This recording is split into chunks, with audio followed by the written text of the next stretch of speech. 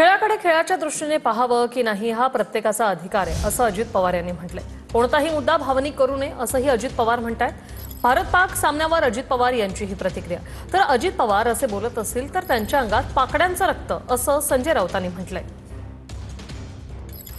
खेळाकडे खेळाच्या नजरेतनं बघावं का न बघावं हे प्रत्येकाचा अधिकार आहे। तो संविधानाने आणि बाबासाहेब आंबेडकरांच्या घटनेने आपल्याला दिलेला आहे। सत्ताधारी पक्षाच्या विरोधात काही ना काही भूमिका घेण्याचं निमित्त हे विरोधक पाहत असतात। फक्त त्या गोष्टीला भावनिक मुद्दा करू नये असं माझं आव्हान आहे, अशी माझी विनंती आहे। मला जमणार नाही, माझं 9-10 वाजेपर्यंत कार्यक्रम आहे। नंतर मॅच आहे। अरे 9-10 वाजेपर्यंत मॅच संपते।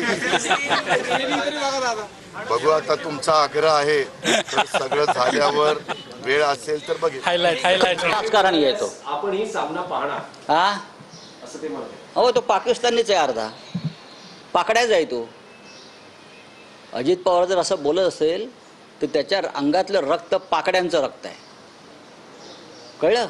जर ही भाषा असेल महाराष्ट्राच्या एका मंत्र्याची तर ही भाषा राष्ट्रभक्त नागरिकाची नाही आहे, कळलं? अजित पवार, ते 26 लोक मेले, त्या तुमच्या घरातला कोणी असताना तुम्ही बोलला नसता।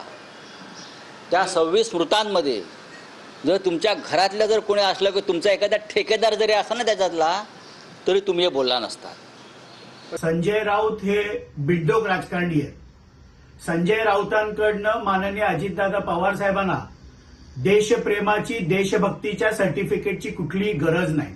संजय राऊतांना आजच्या भारत क्रिकेट सामन्याचा विरोधच करायचा असेल तर एमसीए मध्ये अपेक्स काउन्सिल मधले असलेले शिवसेनेचे आमदार मिलिंद नार्वेकर यांचा राजीनामा त्यांनी पहिला घेतला पाहिजे। संजय राऊत आपल्यासारखा बिनडोक राजकारणी महाराष्ट्रात होणे नाही। अरे यही आदित्य ठाकरे छुप के भारत पाकिस्तान का मैच देखेगा बुरखा पहन के, और उसका फायदा ऐसा है आवाज भी हेल्प कर देगा उसको। मैं औरत हूँ, हो गया ना खत्म।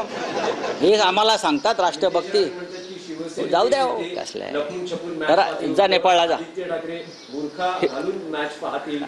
वेडे लोक आहेत हो। काय तुम्ही यांच्यावरती विचारताय? देशात काय चाललंय, देशाच्या भावना काय आहेत? हा, यांची डोके ठिकाणावर आहेत का?